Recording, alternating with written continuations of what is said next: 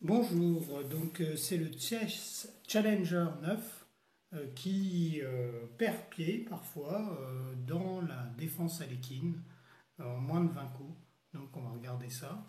Donc il joue E4, j'ai les noirs, je joue cavalier F6, il joue E5, je joue cavalier D5, il joue D4, je joue D6 pour contester le centre, et Chess Challenger joue cavalier F3, donc c'est la variante moderne de la défense à l'équine. Donc là-dessus, je joue le clouage du cavalier,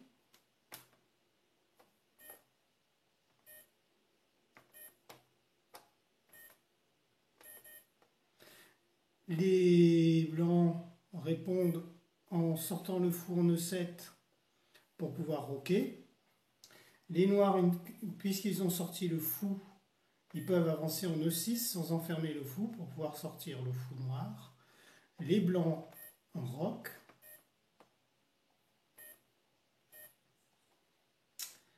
Les noirs font fou E7 pour roquer. Les blancs chassent le cavalier avec C4. Le cavalier revient en B6.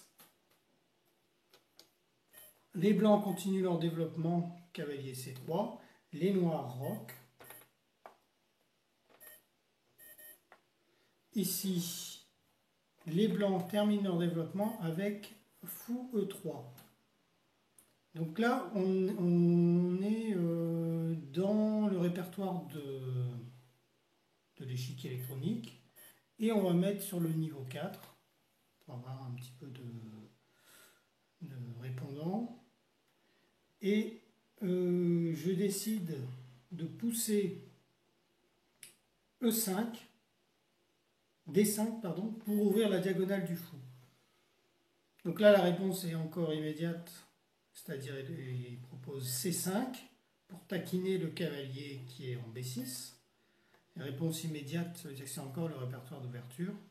Et ici, je joue un coup intermédiaire, la prise du cavalier en F3 par le fou, et le Chess Challenger répond immédiatement, reprise du fou par le pion G prend F3. Ce qui peut paraître un peu bizarre, parce que souvent on reprend du fou pour éviter d'ouvrir le roc. Donc là en fait on a une ouverture qui expose le roi blanc, mais c'est théorique. Donc là forcément les noirs doivent replier leur cavalier. Je préfère le replier en C8, et ici il joue B4. Donc il en est toujours dans le répertoire d'ouverture parce que les réponses sont instantanées. Ici, les noirs vont jouer F6 pour essayer d'ouvrir la diagonale. Donc là, on va faire une pause. Donc ici, les blancs, face à F6, réagissent par F4. Alors je trouve ça un peu bizarre comme coup, mais bon, ça me donne envie. Je trouve que le fou noir, le fou de case noire des blancs est un peu bloqué.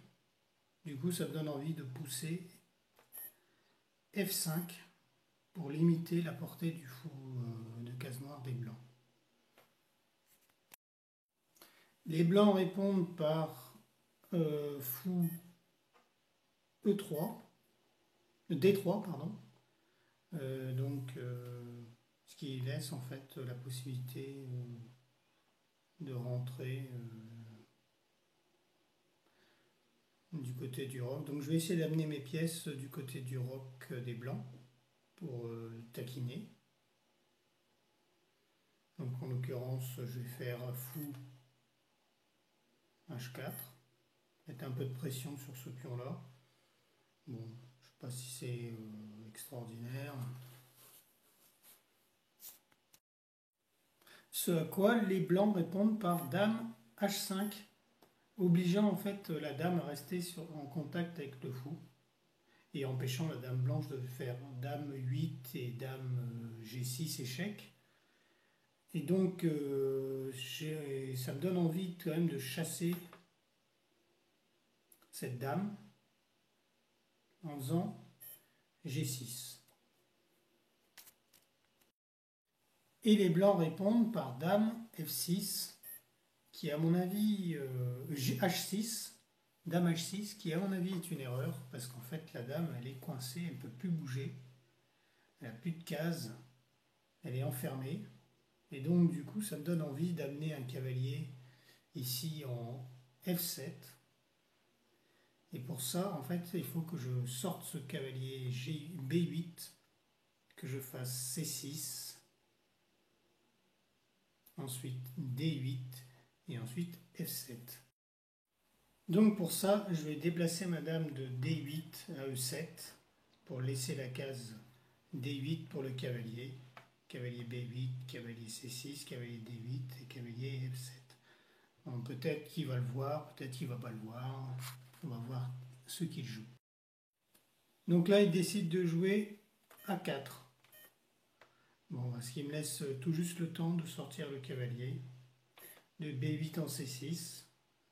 Si jamais il pousse, on viendra tout de suite en D8. Ce à quoi, il répond par tour B1.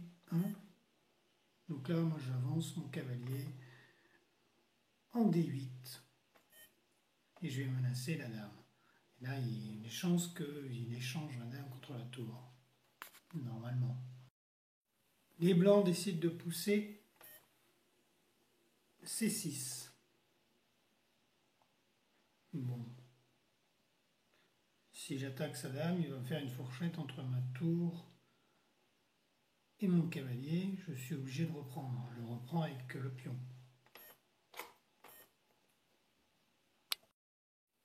Et c'est là que les blancs commencent à perdre pied. Il sacrifie son cavalier en D5 pour attaquer ma dame. Et j'ai juste à le reprendre avec mon pion C.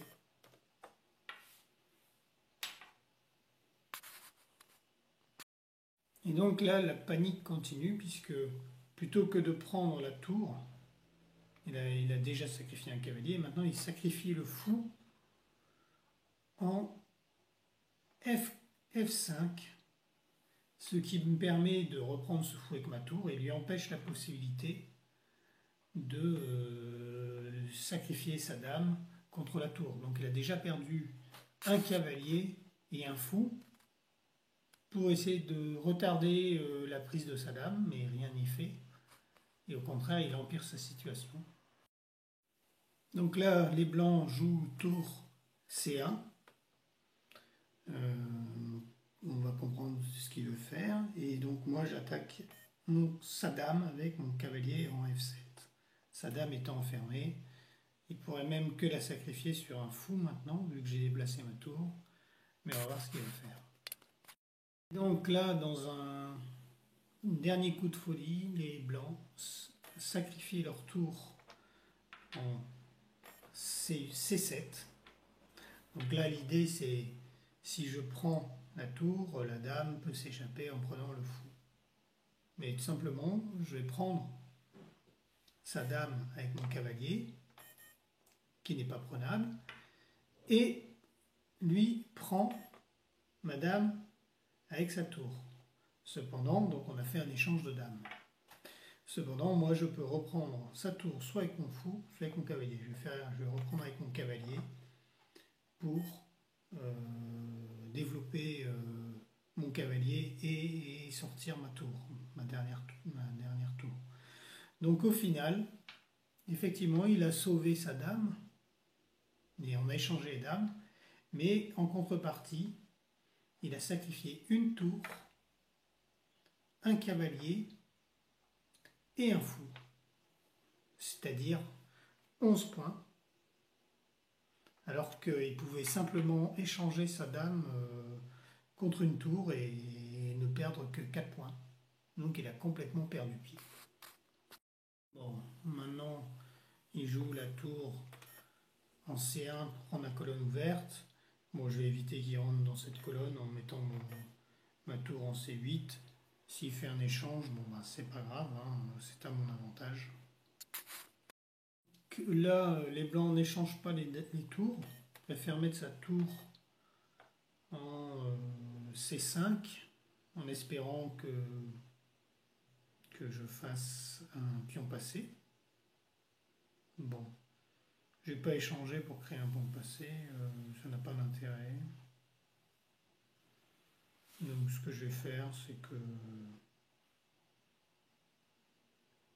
je vais activer mes pièces.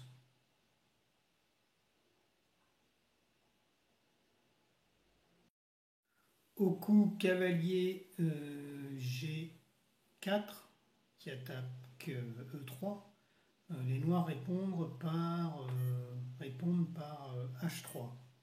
Ils veulent forcer l'échange du mauvais fou. Bon, pourquoi pas. Pourquoi pas. Chaque échange est toujours à mon avantage vu l'écart de matériel. Donc logiquement, les blancs reprennent le cavalier avec le pion F. Par contre, du coup, je vais reculer ma tour ici en F8 pour lier les deux tours et pouvoir libérer le cavalier de sa tâche défensive et attaquer le pion ici.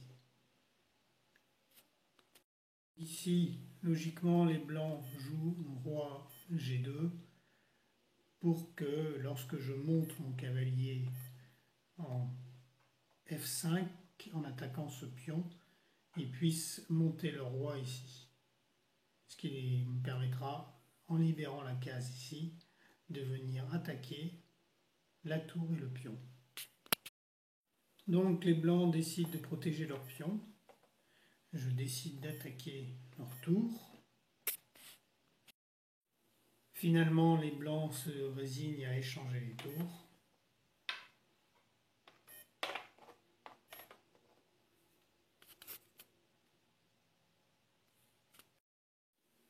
Les blancs avancent leur pion B en B5 pour échapper à la prise. Les noirs vont attaquer ici le pion arriéré, le clouer en plus. Le clouer en faisant tour C3. Donc là, en fait, le roi, c'est la seule pièce qui peut défendre les pions. Et les noirs ont 3 pièces d'avance. Donc il suffit de 2 pièces pour attaquer un pion arriéré. Avec un seul défenseur chez les blancs, on est déjà en finale. Donc la situation est désespérée pour les blancs. Suite en fait à leur sacrifice inapproprié pour tenter de sauver leur reine. J'arrête la partie là, c'est pas la peine d'aller plus loin.